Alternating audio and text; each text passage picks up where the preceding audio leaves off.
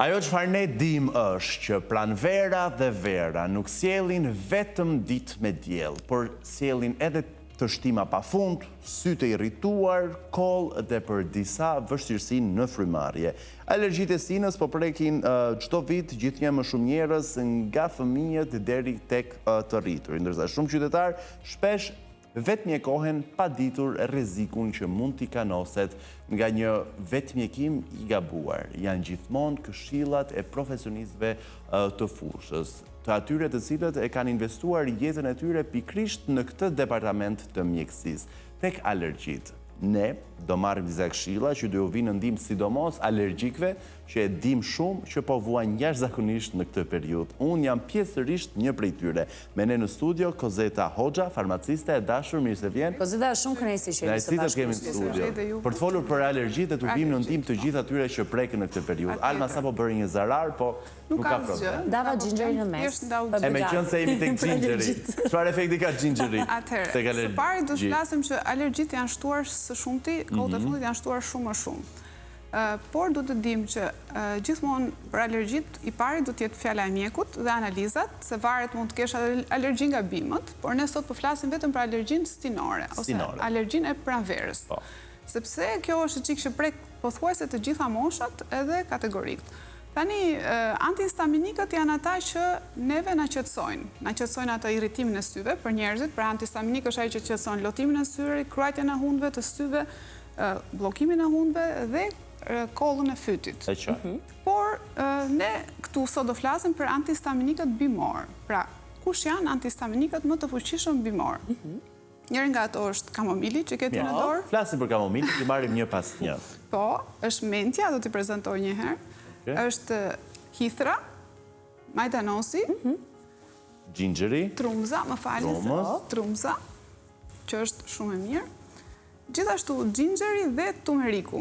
Gjinxheri dhe tumeriku. Tumeriku dhe gjinxheri kanë këtë ndryshim, sepse gjithmonë më pyesin njerëzit. Se duke njësoj. Tumeriku, ngjyra është në portokalli, ndërsa gjinxheri është i verdhë. Por i përkasin njëjtës familje. Po i përkasin të njëjtës familje. Këto janë antihistaminikët më të mirë. Por, përveç antihistaminikëve, ne dim që shumë të tjerë ka nevojë dhe për kortizonik, për të qetësuar frymarrjen, kruajtjen dhe inflamacionin. Një nga kortizonikët natyral është edhe ribes nerum, ose rushi i zogut, e thonë Shqipëri, rushi francez. Këtu ke ne ka filluar ta kultivoj dikush që është në veri, mos gaboj. Ahet apo bë çaj? Bëhet çaj, hahet, por më të mirat e këtij janë gjethet për çaj. Megjithatë dhe frutat janë shumë të mirë pasi përmbajnë shumicë vitamine C. Mund t'i ham tani laj? Patjetër që po. Nuk na ndodh gjë. Maksimumi do shërohesh nga alergjia. Urdhëros, ndërkohë që unë do ndalem me Kozetën. Ja, një sekondë, Alma, të lutem. Ky quhet edhe një herë? Ribes nero. Ribes nero. Ose rushi francez, rushi i zogut, një këtu kene. Nuk është se është kene si bie, është një kortizonik natyral. Pra, luan rolin e kortizonikut natyral bashkë edhe me tumerikun, por që ai është më i fortë. Ka dhe shumë bimë të tjera. Sa marrim si dozë? Sa mund të marrë si dozë, si frutat të thata mund të konsumosh. Si gjethe pasaj duhet vetëm 5 gram për një filxhan çaj. Dhe kjo redukton çfarë? Edhe një. Ajo redukton, ne thamë antihistaminikët reduktojnë lotimin e syve, kollimin e hundëve dhe lehtësimin e frymarrjes, ndërsa kjo është hap rrugat e frymarrjes dhe është duk inflamacionin që mund na krijohet, që na bllokon akoma më shumë. Edhe vetit të tjera, po për alergjinë është për këtë efekt. Kozeta, ndalemi një moment bashk tek gjinxheri, edhe një herë, dhe tek mente. Si i luftojmë alergjitë me këto të dyja? Për të thënë formën tani. Kombinimet më të mira për shumë, në qofë se ne duam kur kemi këtë krujtjen e syve, hundët e blokuara dhe dhimin e fytit. Kombinimi mirë është ribes nigrum, ose rushi francez, po themi tani, se varet se si e njohin njerëzit, tumerik, jo gjinxher, tumerik, gjethemente dhe kamomil. Të gjitha këto do hidhen në porcione të barabarta. Në qofë se janë të thata, nga 10 gram për secilin në 200 ml ujë. Në qofë se janë të njoma, nga 5 gram për secilin në 200 ml ujë. Do lihen 10 minuta në ujë të valuar, do kullohen dhe do pihen 2 herë deri në 3 herë në ditë për 20 ditë. Por, aman që ne të na japin një efekt të mirë ta ndjejmë efektin, duhet që këto të fillojnë sapo fillon pranvera. Pra sapo nisin pa u rënduar simptomat e alergjisë, domethënë sapo fillon pranvera, ti marrim si çaj i përditshëm që ne të rrisim imunitetin, të rrisim, domethënë të luftojmë inflamacionin që mos të rëndohen simptomat. Pyetja më e shpesh që më bëhet është çfarë duhet përdorin fëmijët. Po. Se ajo janë një moshë më delikate dhe nuk mund të përdorin dot të gjitha bimë. Çfarë duhet të përdorin fëmijët alergjik? Atëre, fëmijët alergjik, siç thash edhe një herë, si për të rritur se për fëmijët duhet dallohet alergjia nga mjeku specialist. Po për me anë të bimëve. Bimët më të mira janë Echinacea, që unë këtu e kam sjellë në formë të thatë, sepse Echinacea nuk rritet tek ne.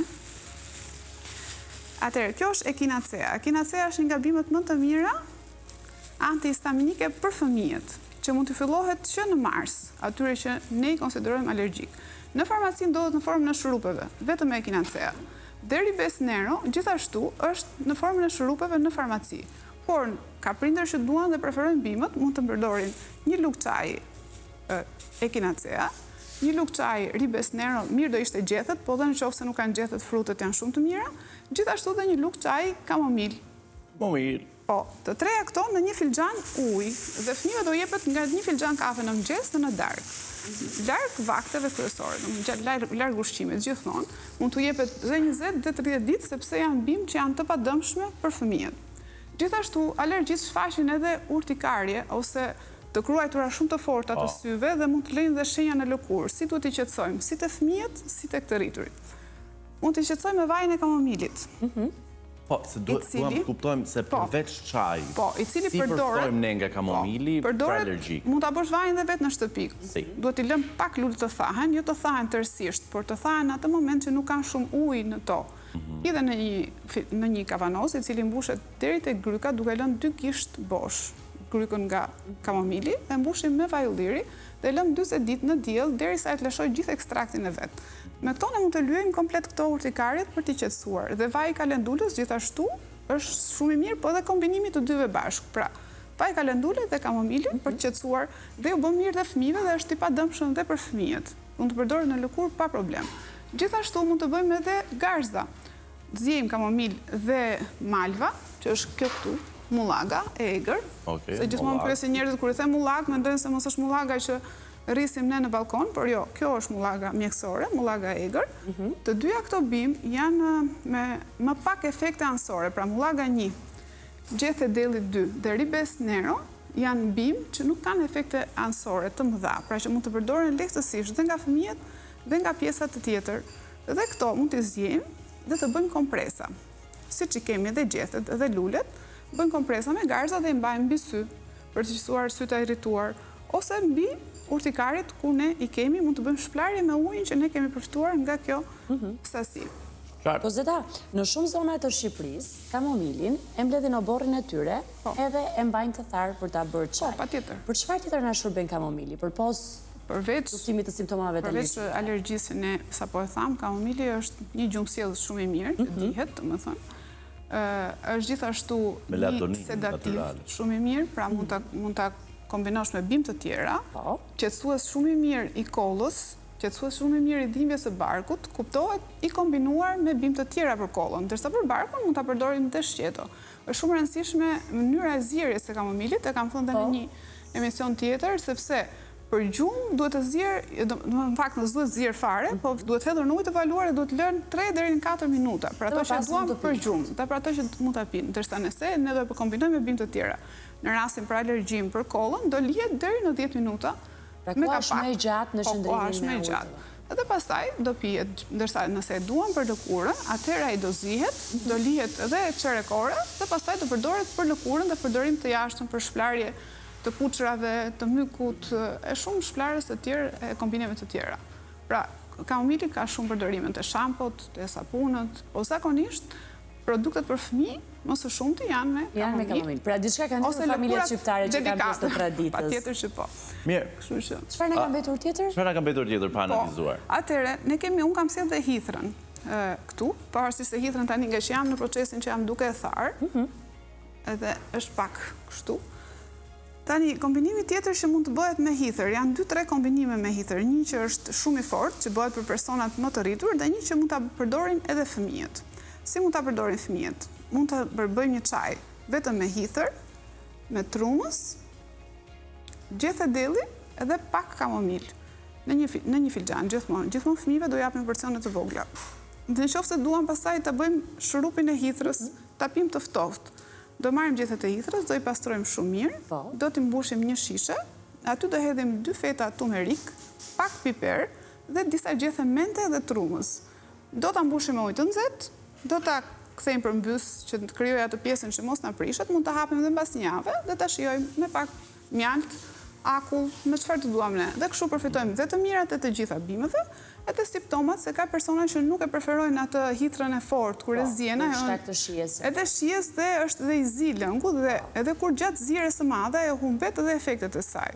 Pra nuk është e nevojshme të zjerë shumë. Pra mos shkojmë të pri në zjerje dhe përgatitje të cilit në kësaj. Më lejo, sepse ndoshta dalim pak nga alergjit, por ndalimi tek një dhimbje, një përvojë e të gjithëve, pa pleshtim.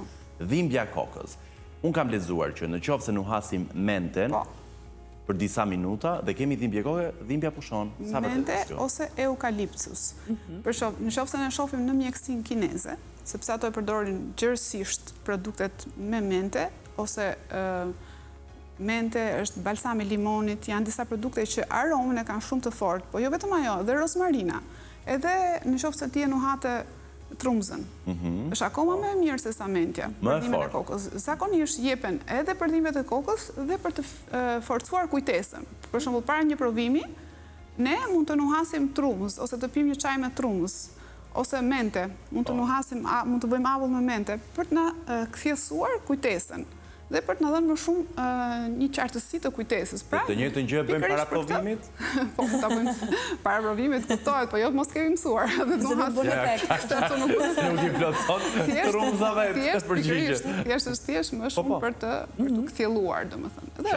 Qartësimi, pra. Zakonisht në formën e dhimbjes së kokës, më mirë do ishte në formë balsami, që vendoset pak këtu, si në formë kremi, pak këtu, edhe tu mbrapa, dhe bën atë shlirimin duke ajo freskia që jep mentja. Unë këtë bëj herë pas here, marr pak mente, kam dhimbje koke që faktikisht është shpesh. Dhe borziloku gjithashtu, edhe borziloku është shumë i mirë. Edhe borziloku. Nanat shqiptare të gjitha kanë në shtëpitë e tyre disa vazo me borzilok. Çfarë na sill borziloku? Borziloku është shumë i mirë për memorien, në radhë të parë. Borziloku kinez, që nuk e di nëse këtu kemi varietet, me thënë të drejtën këtë nuk do ta pyes, do ta ashtu hulumtoj, është shumë i mirë për alergjit. Është një nga bimet antihistaminike më të forta. Nuk e përmenda këtu sepse këtu janë bimë që njerëzit dhe mund t'i gjejnë. Janë disa bimë që njerëzit nuk mund t'i gjejnë dhe nuk dua që t'i fus, domethënë, ai është shumë i mirë borziloku për qetësimin e ankthit, për të na sjell humorin e mirë. Mund ta përdorin vajin e borzilokut dhe për të lyer fytyrën, për aroma, për parfume, për të gjitha këto. Por edhe lulet e borzilokut, po t'i marrim dhe t'i bëjmë çaj, në kohën që ato kanë lulen, janë një qetësues shumë i mirë. Dhe pse thonë që sapo ti nuhat aromën, të vjen një si humor më i mirë. E vërtet.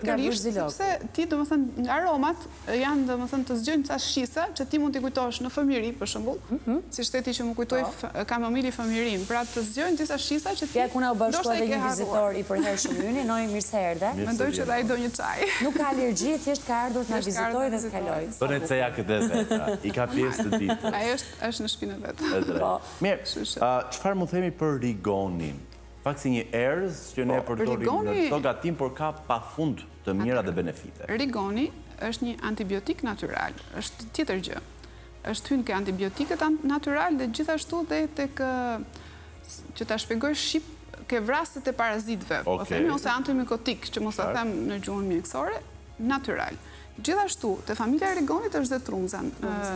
Shembull, nëse ne nuhasim, do mendojmë se është rigon. Jam super, ma kalo pa kalma, lutem. Dikush që nuk e njeh mendon se është rigon. Për shembull, nëse ti nuk do e njeh rigonin, do nuhasje trumzën, do mendoje se ngjan pak me rigonin, domethënë kjo që ka rigon. Fatikisht janë në njëjtë familje, të dy janë shumë të forta si antibiotik dhe antihistaminik. Rigoni, sidomos rigoni i egër që kemi ne në male, është fantastik si një antibiotik natyror. Kuron disa, nuk po themi sëmundje, sepse por simptoma. Dhe gjithashtu është një antiparazitar, pra i krimbave shumë i mirë, sidomos te fëmijët. sepse te fëmijët është ajo problemi më i madh i parazitëve kur janë të vegjël që shkojnë në kopësht edhe këto. Dhe mund ta përdorin duke edhe mos i dëmtuar. Njerëzit thonë që është shumë i fortë vaji rigonit, unë po them jo vaji rigoni esencial. Pra, gjithmonë kur flas që të përdoret ke fëmijët, flas për rigonin që ne e përgatisim me vaj ulliri. Pra që është i mirë dhe e përdorim ne në shtëpi. Por edhe nëse kemi vaj esencial, gjithmonë vaj esencial duhet të tretet në një vaj tjetër vektor, që është vaj ullirit. Ka një diferencë. Për shembull, 2 pika vaj rigoni esencial në një lugë të vogël, vaj ullirit ta tresim gjithmonë. Po zeta, ne të falenderojmë shumë që solle natyrën në mesdritë, nuk parandot kjo, kuptuam që të gjitha përgjigjet i gjejmë në natyrë, mjafton të kemi orientimin e duhur. Me që jam këtu, mund të bëj një thirrje të vogël. E kam shumë dëshirë ta bëj, duke qenë se dhe familja ime ka pasur një fatkeqësi të tillë. Pashë sot, unë jam nga Durrësi dhe pashë sot në orën 4, banorët që ndodhi tragedia do bëshin një marshim nga vendi ku ndodhi tragedia e fëmijëve deri në bashki. Do doja shumë që të gjithë të rinjt apo familjarët të bashkohen, por të bëhemi bashkë të paktën për një kauzë. Mendoj që është një kauzë që ja vlen që të bëhesh bashkë. Shumë faleminderit. Faleminderit shumë dhe ju që ndave edhe këtë ndjesi. Faleminderit. Gjithë të mirat dhe të shihemi sërish me bimë të tjera. Me këtë mesazh mbyllim këtë segment të mesdritës për sot. Ne do rikthehemi më njëherë pas edicionit informativ të lajmeve. Kuptojmë se çfarë ka ndodhur me vendin, rajonin dhe botën. Rikthehemi pas pak.